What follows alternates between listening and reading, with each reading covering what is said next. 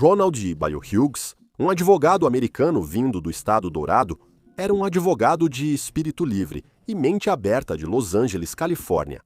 Sua dedicação à defesa pública e ao movimento de contracultura foi interrompida por uma morte não solucionada no outono de 1970, deixando todos que o conheciam na Cidade das Estrelas e em sua cidade natal, no sul da Califórnia, consternados. Buscando respostas para oferecer raciocínio mais sólido, com base em evidências e análise situacional. Esta análise aborda a morte misteriosa de Ronald Hughes no condado de Ventura, Califórnia, e as suspeitas em torno dos julgamentos de Charles Manson e sua família. Em geral, este é o Detetive de Casos Arquivados. Detetive, o episódio a seguir aborda temas sensíveis como assassinato e violência sexual. Aconselha-se discrição ao espectador.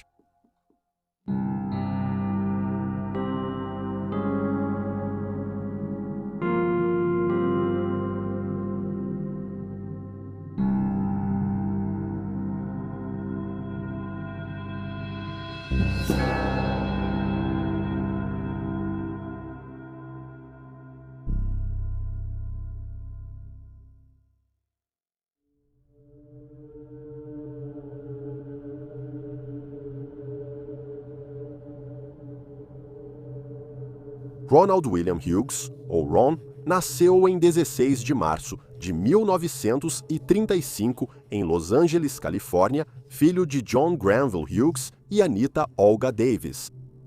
Ronald foi o segundo filho de John e Anita, que tiveram John Wesley 6 anos antes. Em 1929, quando Ron era criança, John e Anita mudaram a família para Nova York.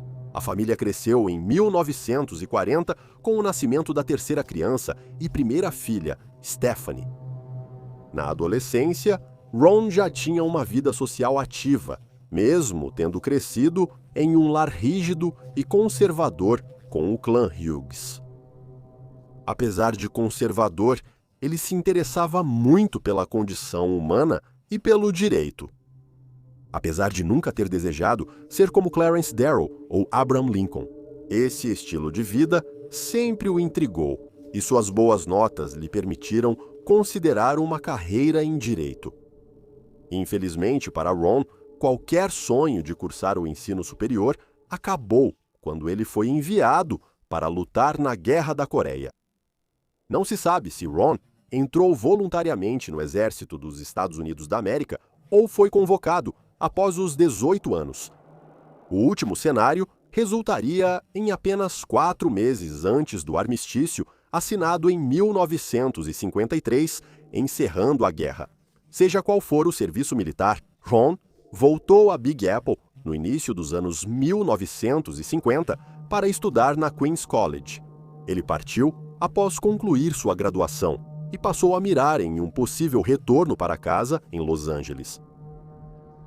Após se despedir de Nova York, Ron cumpriu a promessa de trocar o Atlântico pelo Pacífico. Ele se inscreveu em várias faculdades de direito e foi aceito na prestigiada Universidade da Califórnia, em Los Angeles.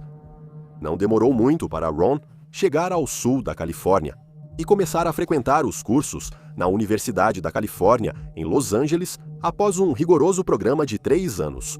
O futuro advogado não conseguiu passar no exame da Ordem da Califórnia após 3 tentativas. Na 4ª tentativa, Ron conseguiu e enviou sua inscrição ao escritório do defensor público do Condado de Los Angeles.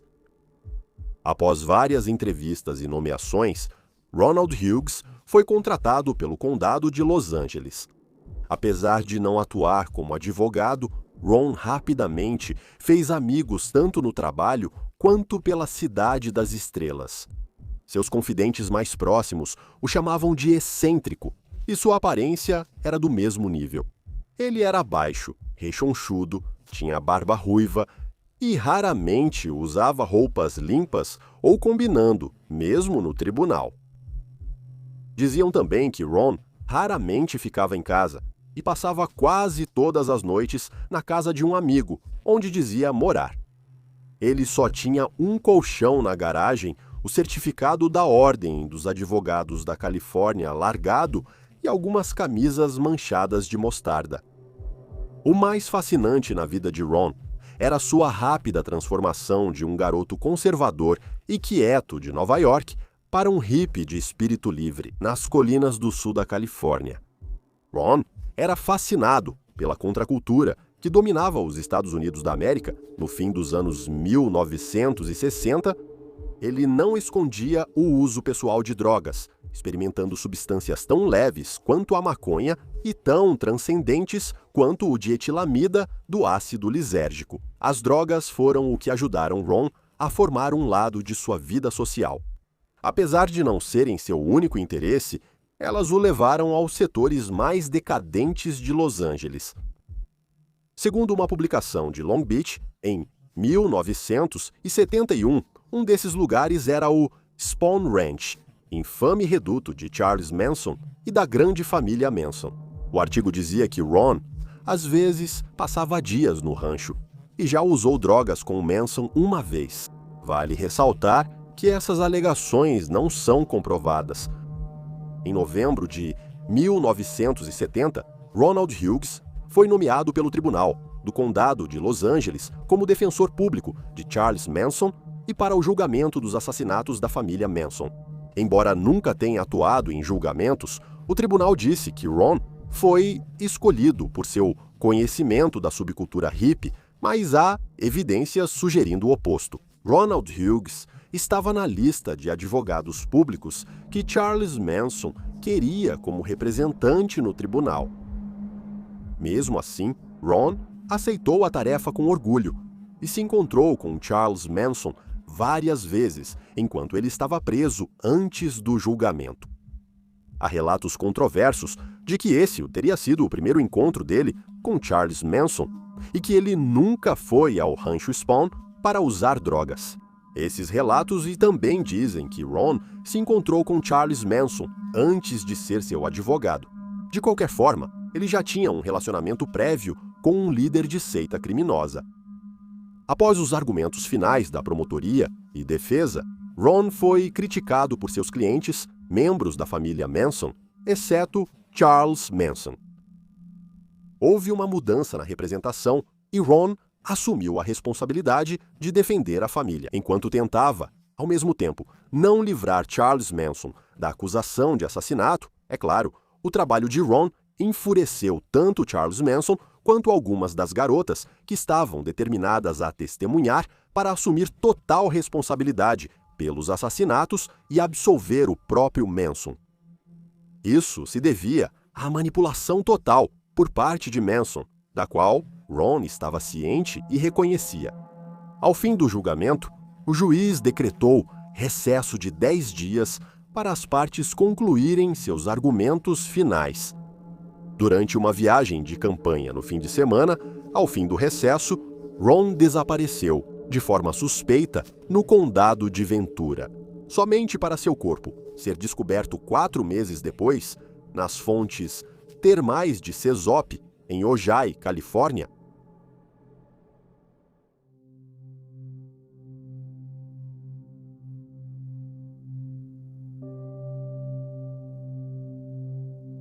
A morte não resolvida de Ronald Hughes remete ao verão de 1969, quando o cachorro Agosto logo foi marcado pelos crimes cometidos por Charles Manson e seus seguidores.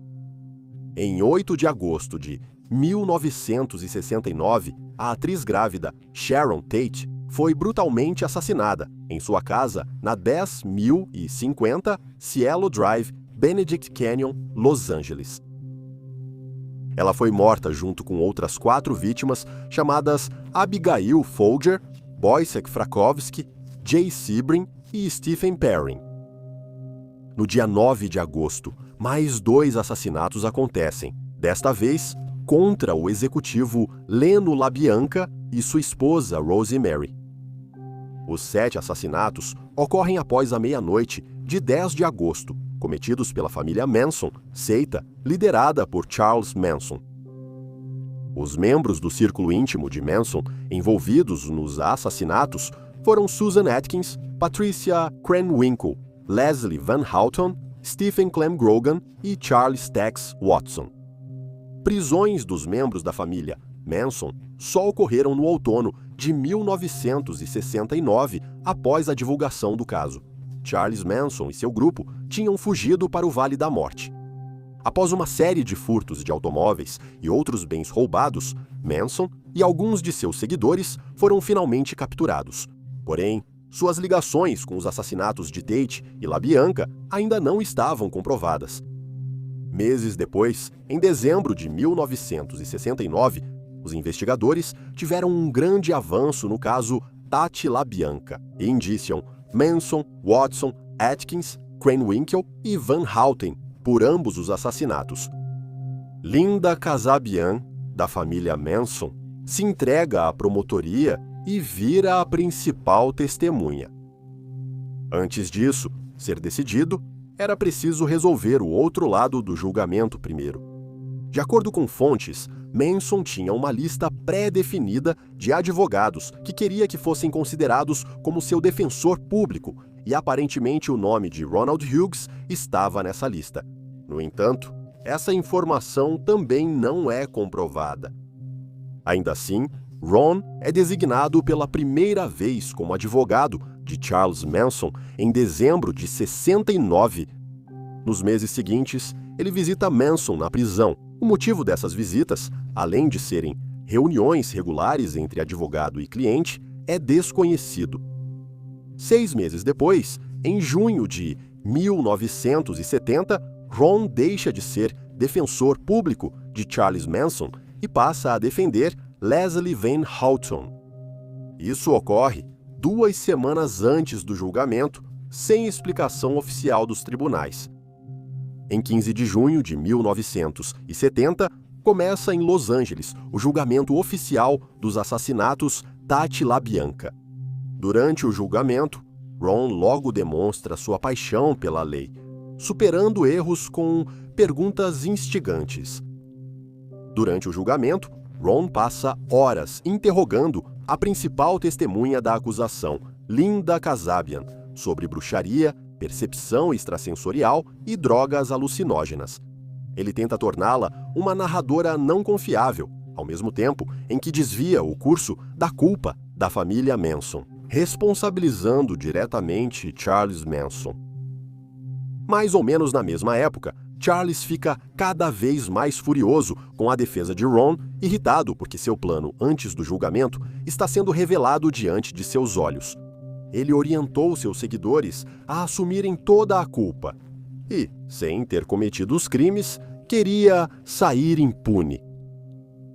Apesar da crescente raiva de Manson, Ron segue determinado a proteger seu cliente a todo custo. Ele não se importa com os palavrões gritados na sala do tribunal ou com os olhares malignos que recebe de Manson. Ele quer deixar claro que Manson controla Van Houten e as outras garotas. Após 22 semanas de julgamento, em novembro, a promotoria encerra seu caso.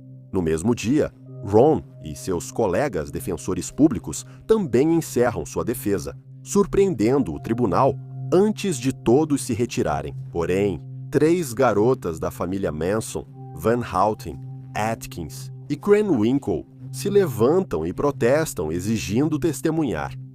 Ciente de que era o último passo do plano de Manson para incriminar as garotas, Ron é um dos primeiros a protestar, dizendo ao juiz que me recuso a participar de qualquer processo em que eu seja forçado a jogar um cliente pela janela.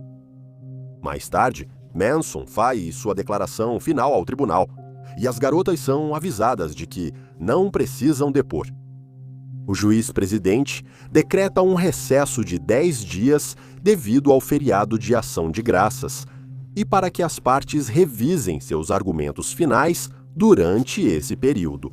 Entre meados e o fim de novembro de 1970, Ron decide acampar no condado de Ventura, Califórnia. Ele pede aos amigos James Forcher e Lauren Elder que o acompanhem na viagem. Em 27 de novembro, os 3 amigos vão para a área rural remota de Sespe Hot Springs, no condado de Ventura. Enquanto isso, uma das piores tempestades da história do sul da Califórnia causa enchentes, deslizamentos e obstáculos na região. Para viajantes como Ron e companhia, Ron diz que quer ficar até o dia 29 e permanece no acampamento. A decisão surpreendeu James e Lauren, pois seu Volkswagen estava preso na lama e o parque estava sendo evacuado devido ao clima. Naquela noite, os dois amigos decidem que é perigoso demais continuar a viagem e voltam para Los Angeles pegando carona. Depois que o 28 de novembro, Ron ainda estava no acampamento. Em certo momento, ele caminha pela região e encontra 3 desconhecidos. Os 4 conversam rapidamente antes de Ron partir. Os 3 caminhantes disseram aos investigadores que o local onde encontraram Ron era seguro contra enchentes e que ele não parecia agitado ou ferido. Essa foi a última vez que Ronald Hughes foi visto com certeza. 2 dias depois, na manhã de 30 de novembro de 1970, o julgamento Tati LaBianca recomeça, mas Ron não chega com o restante do tribunal. Nesse momento, todos no julgamento descobrem sobre a viagem de acampamento dele. Mais tarde, às 13h33, uma ligação é feita ao escritório de Paulo Fitzgerald, advogado principal do caso Tati LaBianca. O interlocutor afirma ser Ronaldo Hughes e diz à telefonista que ficou preso na CESP Hot Springs devido ao mau tempo. A telefonista repassa a mensagem para Fitzgerald e o restante da equipe de defesa, mas depois conta aos investigadores. Ela não tem certeza se a voz era de Ronaldo, pois quem ligou parecia bem mais jovem que Hughes. No condado de Ventura, o gabinete do xerife suspende buscas e resgates por causa das chuvas contínuas. 2 dias depois, em 2 de dezembro, novas evacuações ocorrem nas fontes termais. 14 pessoas resgatadas por via aérea e 10 a pé. 6 campistas se recusam a sair, mas entre as 30 pessoas contatadas, nenhuma é Ron ou lembra de tê-lo visto. No mesmo dia, o juiz Older autoriza a continuação do julgamento Tati LaBianca. Maxwell Keith substitui Ron na defesa de Van Houten. Após 2 semanas do sumiço de Ron, tudo foge do controle. No tribunal, as garotas da família Manson frequentemente gritam alto. Teorias de que o juiz Older influenciou o destino de Ron e sumiu com o advogado desaparecido são logo descartadas no tribunal. Ao virar de 1970 para 1971, Ronald Hughes ainda não aparece. Todos os réus, inclusive Charles Manson, foram considerados culpados no julgamento Tate LaBianca. Porém, as sentenças de morte foram comutadas para prisão perpétua após mudanças na lei da Califórnia em 1972. A investigação sobre Ronald Hughes chega a um beco sem saída, mesmo com buscas crescentes nas fontes termais de CESAP. Não há sinal do defensor público. Em março de 1970, autoridades receberam denúncia anônima de que Ron foi visto perto do rancho Barker, condado de Inyo. A área era conhecida por ter sido a sede de ninguém menos que a família Manson. No entanto, a polícia não consegue encontrar nada útil. Quando tudo parece perdido, o caso se torna ainda mais trágico quando, em 29 de março, 2 pescadores no condado de Ventura encontram o corpo de Ronald Hughes já em decomposição. O corpo está preso entre 2 grandes rochas perto de Ojai, Califórnia. Dias depois, autoridades confirmam a identidade de Ronald Hughes após raio-x odontológico positivo para o corpo. Devido ao estado do corpo, não foi possível identificar a causa da morte, sendo considerada indeterminada. Em 7 de abril de 1971, Ronald Hughes foi sepultado no cemitério Westwood Village Memorial Park, em West Los Angeles. Nos anos e décadas desde aquela fatídica viagem de acampamento no outono de 1970, muito pouco progresso foi feito para solucionar a morte de Ron. Porém, tanto o investigador principal do caso quanto um dos amigos próximos de Ron acreditam que ele morreu acidentalmente. Apesar dos rumores de que algo mais sinistro estava em jogo, uma investigação criminal nunca foi iniciada.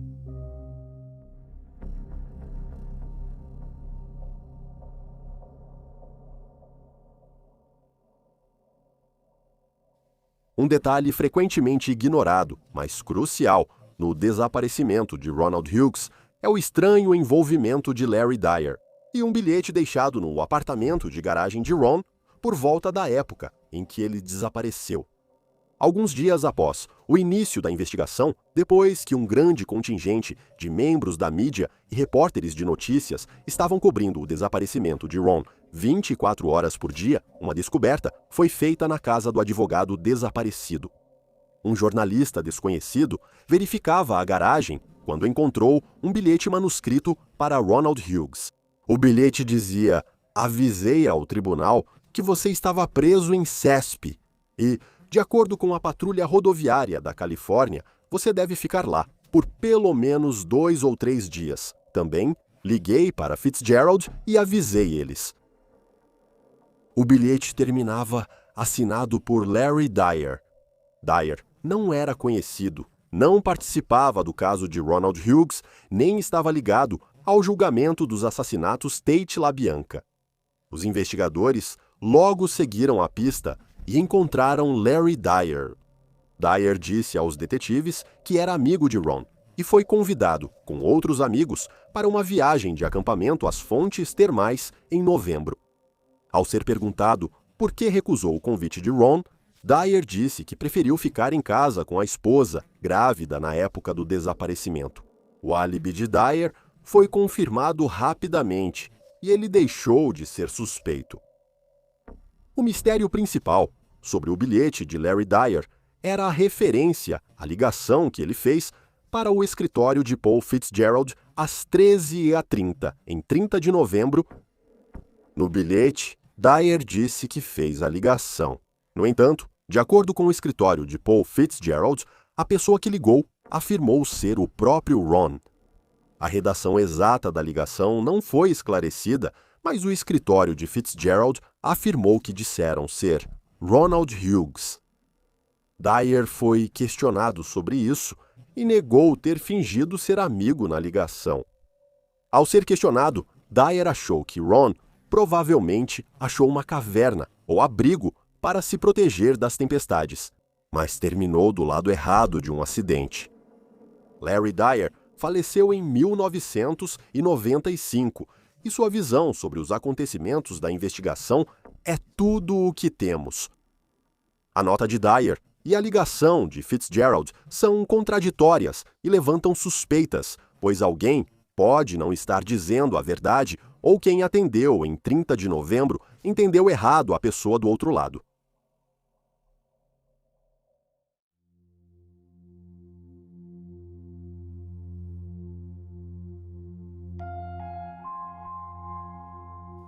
Para aprofundar o caso principal, seguem explicações lógicas para entender os fatos estranhos sobre a nota de Larry Dyer e a ligação. Primeiro, Larry Dyer afirma estar dizendo a verdade sobre a ligação. A telefonista que atendeu Fitzgerald naquela segunda-feira não entendeu Dyer direito. Se ele disse algo como: "Queria avisar que meu amigo Ronald Hughes está preso em CESP Hot Springs", talvez a telefonista tenha ouvido: "Queria avisar que meu nome é Ronald Hughes e estou preso em CESP Hot Springs", ou algo assim. Talvez a telefonista tenha entendido Dyer errado e presumido, sem motivo, que era Ron ligando. Número 2. Larry Dyer diz a verdade sobre a ligação, enquanto a telefonista mentiu sobre quem estava na linha, para criar uma linha do tempo onde Ron permanece vivo. Tarde de segunda, 30 de novembro. Não se sabe se a informação da ligação veio do escritório de Fitzgerald ou da telefonista.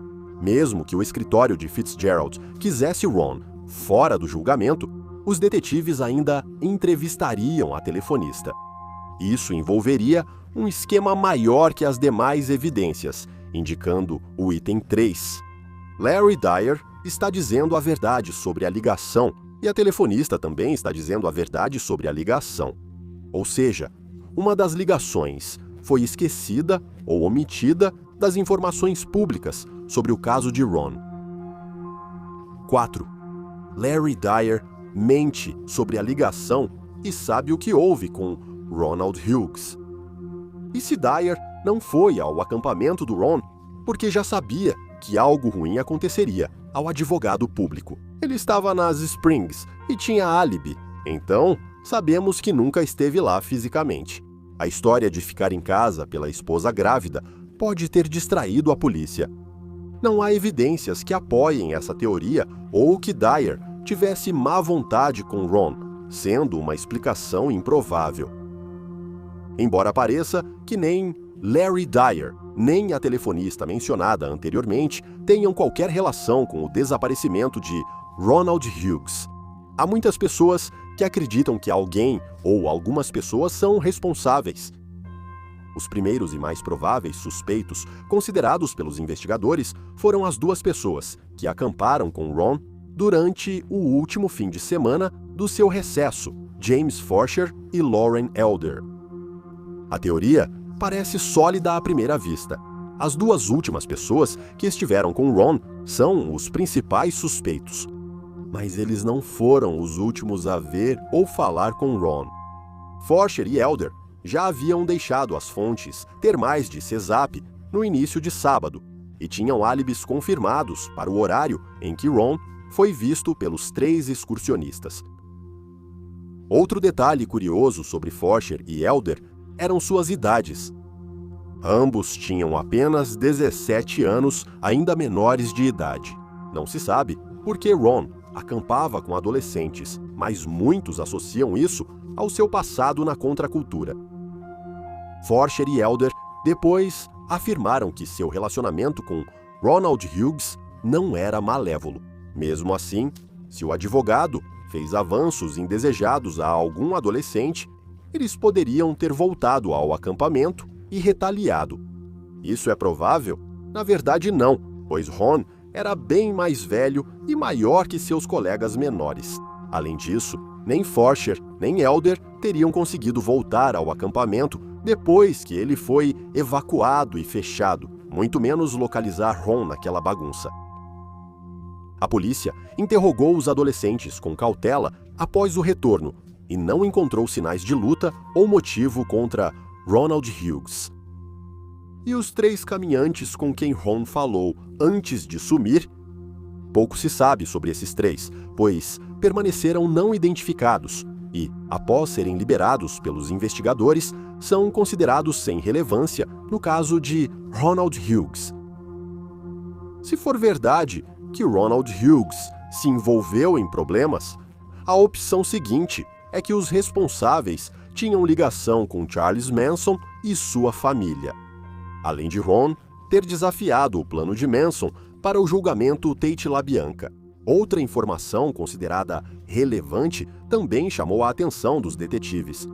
As supostas últimas palavras de Charles Manson ditas a Ronald Hughes são as seguintes: "Eu não quero ver você na sala do tribunal de novo agora." O fato de Manson expressar um de seus desejos insanos não quer dizer que alguém da família tenha seguido Ron semanas depois para matá-lo. Isso mostra melhor as atitudes gerais que eles tinham sobre o advogado público. Algum membro da família Manson não capturado poderia ter seguido Ron até as fontes termais de CESP e o matado, aproveitando as tempestades e evacuações como disfarce. Em março de 1971, um informante anônimo alertou a polícia sobre Barker Canyon, no sul da Califórnia, onde a família Manson já teve sede. O informante disse que Ronald Hughes estava enterrado ali, mas os investigadores não acharam nada e acharam que era só uma brincadeira. Ainda assim, todos continuaram suspeitando que Charles Manson mandou matar Ronald Hughes. O promotor Vincent Bugliosi publicou em 1974 o livro Helter Skelter sobre os assassinatos, trazendo uma declaração de Sandra Good, da família Manson. Ela afirmou a Bugliosi que Ronald Hughes foi morto em retaliação por suas ações contra Charles Manson e os réus. Ela é a única da família a declarar isso publicamente, e muitos consideraram suas alegações apenas uma busca por notoriedade, após o impacto de Helter Skelter de Bugliosi. Embora não tenham sido ignorados, os detetives interrogaram tanto Sandra quanto outros membros, sem encontrar elementos suficientes para justificar uma investigação criminal. Os únicos suspeitos restantes ligados à morte de Ronald Hughes foram os 2 pescadores que acharam seu corpo nas Hot Springs em 28 de março de 1971. Esses pescadores, chamados Don Chessman e John Well, ambos com mais de 40 anos na verdade, só relataram o que encontraram à polícia no dia seguinte, no domingo, dia 29. Quando questionados, eles disseram que não queriam estragar a pescaria, deixando as autoridades perplexas e frustradas. Após novos interrogatórios, ficou claro que os pescadores não tinham ligação com Ronald Hughes e logo foram descartados como suspeitos. Isso fez algumas pessoas desconfiarem dos homens, achando que eles poderiam ter descartado o corpo de Ronald Hughes ali, antes de voltar no dia seguinte, fingindo surpresa. Embora seja tentador culpar os pescadores, o corpo de Ronald Hughes, nas fontes termais de Cesap, só poderia ter chegado ali por meios naturais. O corpo de Ron foi achado preso em um canal íngreme das fontes termais chamado Narrows, entre 2 grandes rochas. Os homens disseram que Ron tinha só um braço preso, mas na verdade, ambos estavam presos. A visão do local onde ele foi encontrado estava bloqueada para evitar uma linha de visão clara. Os boatos sobre a perda do braço aumentaram imediatamente e depois as fofocas sobre crime. Porém, o destaque foi a forma como encontraram o corpo de Ron, no principal fator por trás da teoria final e mais aceita. A morte de Ronald Hughes foi um acidente bizarro, depois que registros dentários confirmaram que o corpo era realmente de Ron. O sargento Charlie Rudd, do xerife de Ventura, analisou as novas evidências e concluiu que Ron foi vítima das tempestades na Floresta Nacional de Los Padres.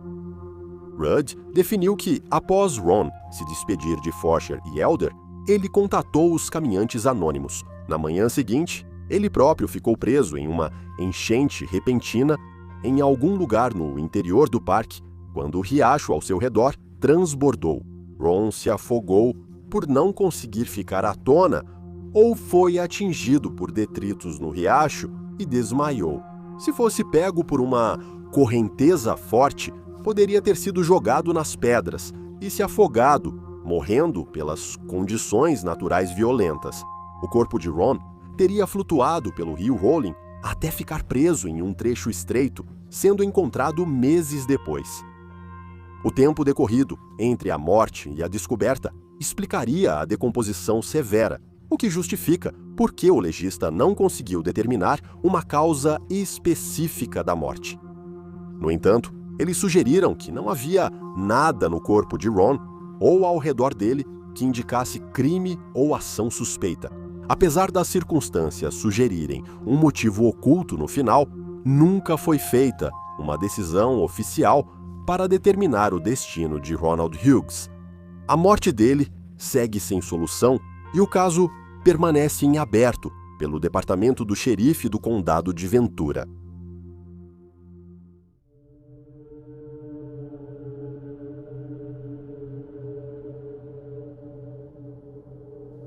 Como um breve parêntese, queremos lembrar aos nossos espectadores e ouvintes que nossa conclusão pode não ser a mesma que a sua ou a de outras pessoas.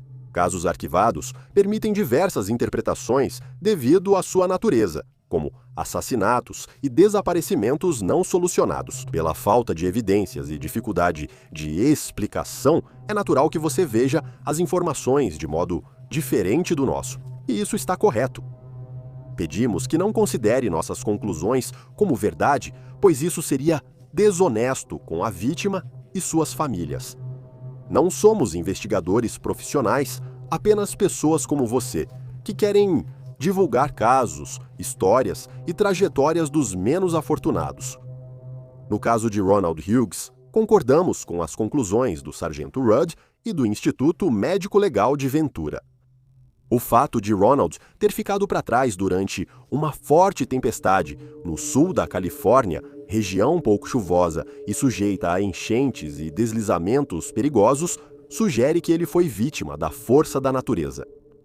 Reconhecemos que a morte de Ron levanta suspeitas e há coincidências suficientes no caso para nos deixar curiosos. Por que Ronald escolheu acampar em Ojai, Califórnia, no fim de semana anterior aos argumentos finais? No maior caso de sua vida, e um dos maiores dos Estados Unidos da América, isso nos surpreende. Claro, um pouco de descanso, relaxamento e solidão para formular os argumentos finais parece ótimo. Porém, considerando o mau tempo e a carga de trabalho de Ron, isso desafia a lógica.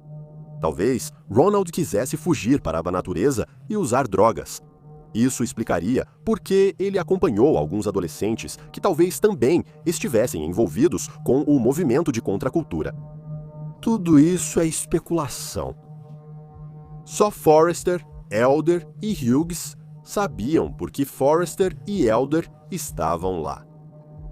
Depois, há a ligação com a família Manson e as circunstâncias estranhas do julgamento, incluindo as supostas palavras finais de Charles Manson para Ronald Hughes e a afirmação de Sandra Good sobre a morte de Hughes. Em retaliação, a dúvida foi firmemente plantada.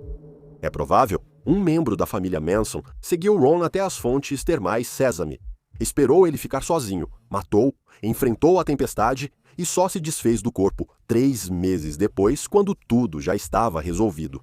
Tudo para fazer parecer que foi um acidente. Não é provável, mas também não é impossível. Sem provas mais fortes contra alguém pela morte de Ronald Hughes, a polícia e autoridades não considerarão a hipótese de crime.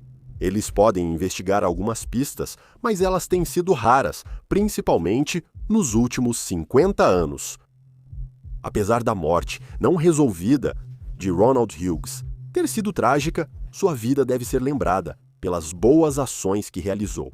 Muitos o julgarão por suposto envolvimento com drogas ou participação na contracultura. Outros o culparão por acampar durante uma monção ou acreditarão nos boatos de que usou drogas com Manson antes de entrar na equipe de defesa. O fato é que Ronald Hughes garantiu que o plano mestre de Charles Manson para evitar todas as acusações de assassinato e colocar toda a culpa em seus seguidores não fosse bem-sucedido. Ele destacou o controle e a influência violenta de Charles Manson sobre as garotas da família, mesmo quando elas discordavam. Sem Hughes sofrendo intimidação de Manson e companhia, quem sabe como teria acabado o julgamento Tate LaBianca? Eu poderia ter chegado à mesma conclusão, mas a influência de Ronald Hughes não pode ser ignorada. Ele pode ter dormido na garagem de um amigo e usado roupas descombinadas no tribunal. Ele talvez não fosse o exemplo ideal de advogado, mas era estudante de direito e apaixonado por defender o que achava justo. Se você ou alguém souber algo sobre a misteriosa e não resolvida morte de Ronald W. Hughes, por favor, ligue para a linha direta do Ventura County Crime Stoppers no 1800-222-TIPS ou para o departamento do xerife do condado de Ventura no 80-56-542-380. Aqui é o detetive de arquivados.